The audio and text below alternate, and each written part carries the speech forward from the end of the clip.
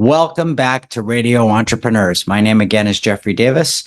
I'm the host of Radio Entrepreneurs and also glad to say I'm the CEO and chairman of Mage, working with leaders, entrepreneurs, and business people with organizations on the move, on the go, in change. You know, there's nothing like Sheriff Sharkey, always calling out leaders who need to set a better example. Comes back monthly, weekly, we hope, and it gives us the message that we all need to hear about running your organization clean and free of problems. Welcome back, Phil. Thanks, Jeff. I appreciate it. As you know, enjoy our times together and our conversation. I think you'll really like what I have today. A little bit more of a summer sort of fun event here where we're going to name the top, it could have been the top 10, top 20, top 30 liars that I find in our world today, but we cut it down to the top 5 based on our time here. So I'm going to read you down what my staff put together, what we consider our top 5, get your thoughts, and sort of see if we get to the common denominator on why we accept these people or why they're out there in our history. So if you like, almost like a David Letterman, we'll do a top 5 for you today. Sounds good to me. Did I say 5? Did I mean 4? We're going to go top 5. So we're going to start in the reverse order, Jeff. So we're going to go number 5, which is celebrity chef Robert Irvine. He had his own food show on the Food Network. So he got very up there. He was had his own show and was quite well known, but it was uncovered that he didn't actually design the royal couples, that was Prince Charles and Princess Diana at the time, their wedding cake, which he bragged about. He put on his show. He made claims that he did the whole thing, but the truth came out was that he did not make the cake at all. Rather, he only attended the school where the cake was actually made, and he did contribute with picking some of the fruit for the cake. So that was the level. Again, what shocks me with these people is that as we get through our list, it's so easy to find out the truth and to get on. I guess he's a fruitcake.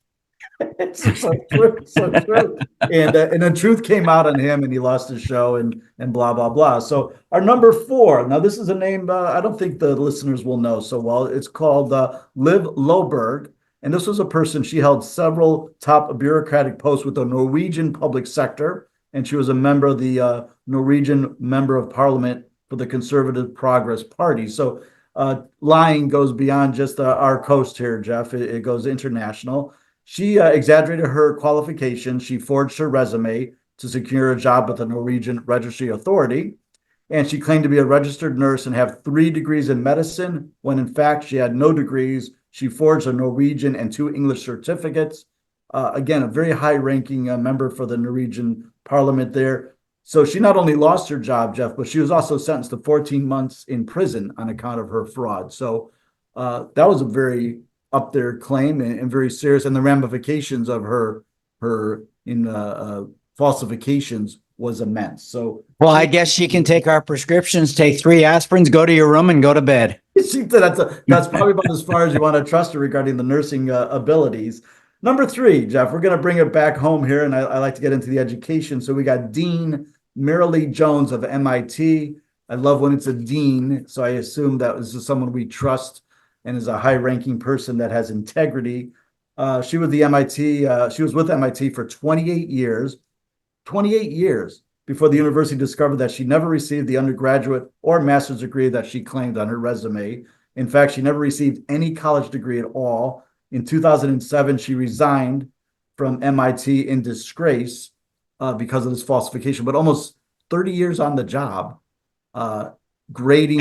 I guess she lost her pen. I hope she lost her pension. I hope she did, because I mean, that, you know what the money the dean at MIT must make? That's quite a claim of better than my Social Security, I'm sure. I'm sure.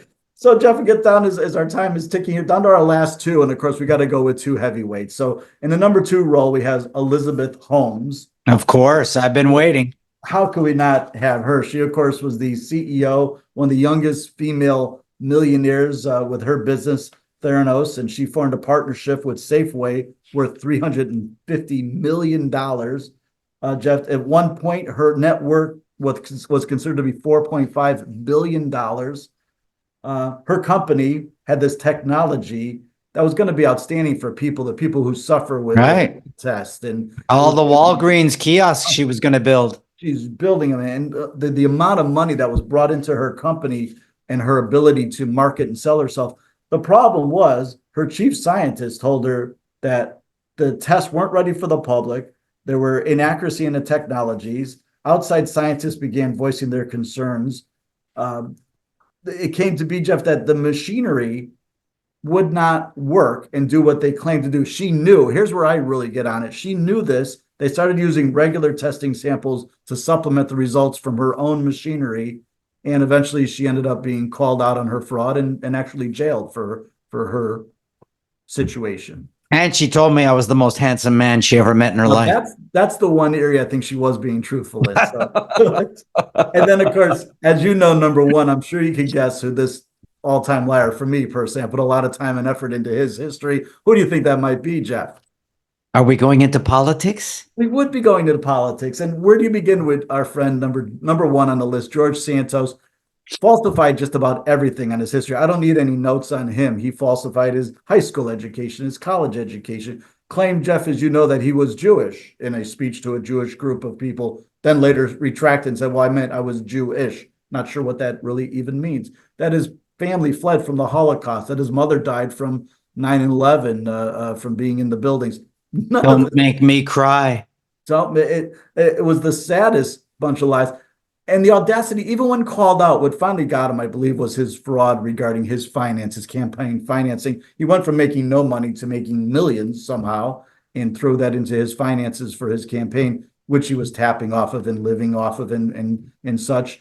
Just the audacity where he's still, I know he's selling now those internet chats for $500 a pop where he'll wish you a happy birthday. So again, the audacity of these people is what charges me. I think I could bring him to a sales convention as a co-speaker with me, and he can talk about the benefits of lying to your clients. Yeah, you know what? And I did see, and I want to get your take on this, is why do people do this? You know, to get ahead, of course, the power, the prestige, and they do get there, but eventually, and I want to tell the people out there, there's company like mine that do background checks, that do vetting. Eventually, if you lie, it's going to come tumbling down. It's just going to take some time. But why do you think this is accepted in our society? It drives me bananas. Because the Democrats and the Republicans have not hired Phil Sharkey. It's true. And it's like, you know, I get a lot of pushback, Big Brother, those type of thoughts before someone starts a job, where I'm just the opposite of opinion, where I think you should be able to shake your hand and say, hi, Jeff, I'm Phil Sharkey. Nice to meet you. And I'm lying, or I'm an honest person. I want honest people working for me, setting the tone, putting in an honest day's work, and being safe for the public. It's not that difficult to understand. Well, I usually tell my clients that I've learned over my career, usually with an employee or even an owner, one strike and you're out. If someone does it once, it means they're going to do it again. And the second time, they're probably not going to get caught. Yeah, you're right, Jeff. In my business, we say a leopard doesn't change their spots. And there's always excuses, and we accept so much today, and we're so worried to infringe upon anyone. But, you know, as an employer, you still have the rights to hire the person you think is best suited to the job. And if you find someone who's a liar, just like these people, they expire. They really got to a high level of their industries, but it eventually came back to get them. And it will get you as an employer, and it could bankrupt your company. It could hurt your branding. It's a huge risk not to invest in a screening program. Well, you know, I agree with you. I'm pretty hard on these topics. I try to direct clients to understanding that it's leadership that's supposed to set a standard and hold a standard. And when leaders don't hold standards, don't expect anyone to. Absolutely. And it's not that difficult to do and set a precedence. And trust me, if you have a program in place, a lot of times the people that are willing to scam and trick you, they realize it right on the interview. It doesn't have to cost any money at all. They know they have to sign a release that you have a screening program in place. And they're like, well, let me, Jeff, just go get my pencil. And you hear the car skidding out the lot and they're out of there. So you can set the tone right from the beginning and set up a successful. Well, Phil, I want everyone to call you. They've got to run their businesses better. How do they find you?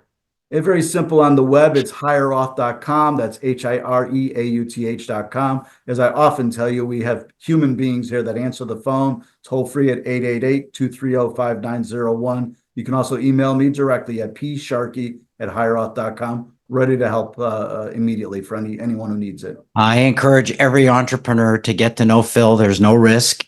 And if you want to run your organization with less issues, build a better, more sustainable culture, it's a good way to get off the ground when you're hiring to just do a little check. Phil, great having you on the show.